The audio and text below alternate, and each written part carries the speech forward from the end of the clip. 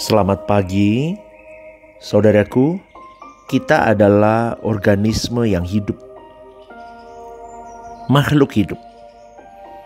Artinya bukan hanya fisik kita yang hidup, tetapi manusia batiniah kita pun harus menjadi makhluk yang hidup. Inilah yang sebenarnya Tuhan kehendaki. Namun seringkali kehidupan kekristenan seseorang itu tidak berubah pada waktu hidup nyaman, waktu tidak ada problem masalah, waktu semuanya baik-baik, di mana keadaan itu menjadikan seseorang lalai atau lengah. Zona nyaman dalam hidupnya. Saya berkata begini bukan berarti tidak boleh kita memiliki banyak materi atau fasilitas. Tetapi jangan fokusnya hanya pada perkara-perkara dunia. Sebaliknya juga ada orang yang hidup rohaninya tidak bertumbuh karena masalah yang berat yang bertumpuk-tumpuk dalam hidupnya.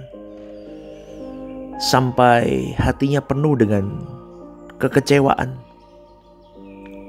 Kecut hatinya melihat Tuhan. Dia bisa berkata, kejam sekali ya aku punya Tuhan seperti ini. Dia memandang Tuhan dengan cara pandang yang salah dan dia berkata Tuhan itu jahat di dalam pemandanganku. Lalu bagaimana dengan sikap kita? Ini seharusnya sikap kita, baik kita dalam keadaan baik-baik saja ataupun dalam keadaan persoalan hidup yang melilit kita, masalah yang begitu bertubi-tubi, kita harus selalu memperhatikan apakah kita itu punya kehidupan rohani yang bertumbuh atau tidak. Apakah kita berubah atau tidak. Tentu perubahan kita haruslah perubahan ke arah Yesus. Perubahan yang sempurna. Semakin hari semakin tidak didapati celah, cacat, apalagi dosa. Dan hanya Roh Kudus yang bisa menolong kita untuk sampai ke sana. Kalau pikiran kita sendiri sering lolos, sering meleset, karena kita tidak mengenali keadaan kita yang sebenarnya. Tetapi kalau Roh Kudus yang menuntun kita, maka kita bisa mengenali keadaan kita secara benar. Kita bisa mengenali keadaan kita yang sebenarnya. Karena Tuhan yang membantu, Tuhan yang menolong kita untuk melihat keadaan kita. Jadi betapa pentingnya dan betapa mutlaknya untuk kita setiap hari datang kepada Tuhan di dalam doa, saudaraku. Sebab ketika kita berdoa, jika ada dosa, kenajisan, atau apapun yang Tuhan tidak kehendaki yang masih kita lakukan, Tuhan pasti bongkar itu. Tuhan pasti bukakan kepada kita. Dia pasti menunjukkan kepada kita untuk kita meninggalkannya. Untuk kita harus memperbaruinya.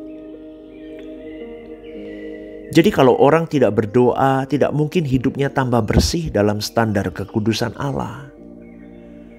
Yang berdoa saja belum tentu hidupnya bersih. Kalau motif doanya itu salah. Yang berdoa saja tidak mudah mengalami perubahan. Apalagi yang tidak berdoa. Pasti tidak mengalami perubahan sama sekali. Ironis saudaraku, ini terjadi dalam kehidupan banyak orang Kristen. Tidak berdoa sama sekali atau doanya pada waktu makan, mau tidur, mau pergi. Tapi tidak punya waktu khusus untuk diam duduk dekat kaki Tuhan. Bahkan setiap nafasnya mereka bisa menikmati.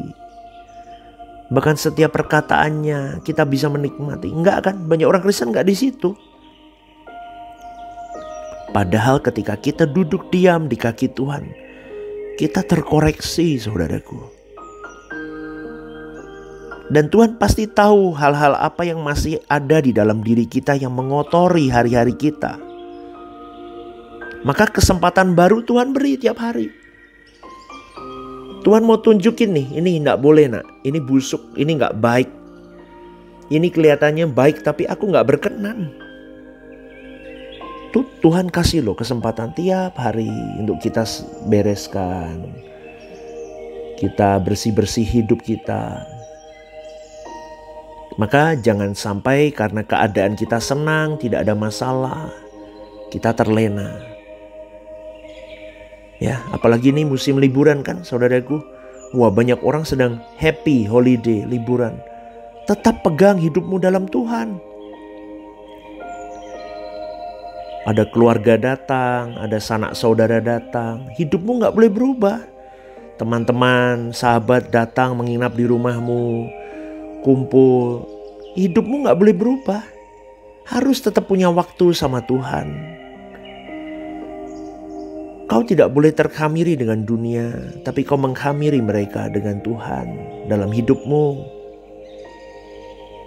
Jadi keadaan baik, keadaan happy, keadaan susah, keadaan sedih, keadaan banyak masalah, kesulitan, apapun tetap dalam track Tuhan. Amin saudaraku. Ya, jadi jangan merasa nyamanmu akan nyaman terus, susahmu akan susah terus. Enggak, semua akan berakhir.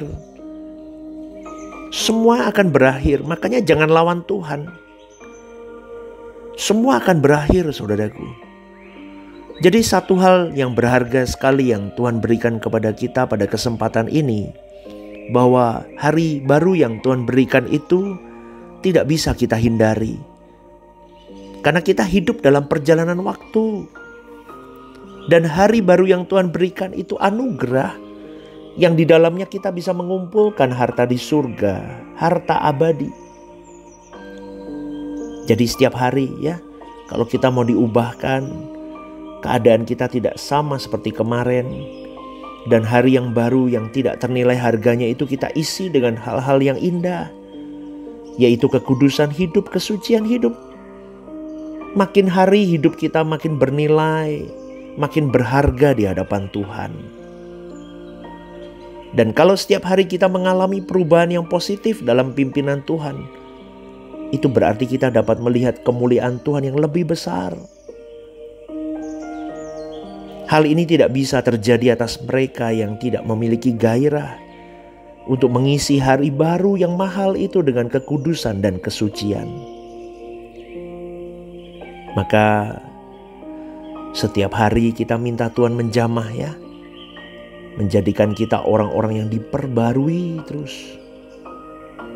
Jadi saudaraku, pagi ini ingat, jangan tenggelam dengan persoalan-persoalan berat yang kau alami. Tapi jadikanlah semua persoalan-persoalan berat itu sebagai sarana untuk kita bertumbuh, berubah. Amin saudaraku. Jangan juga terlena dengan kesenangan-kesenangan hidup, karena semua akan berakhir. Tapi kiranya di ujung akhir hidup kita nanti, kita menemukan matahari yang tidak pernah terbenam. Saya rindu saudaraku, setiap hari kita bersama dengan Tuhan. Pegang erat tangan Tuhan kuat-kuat. Amin saudaraku. Selamat beraktivitas ya. Tuhan memberkatimu.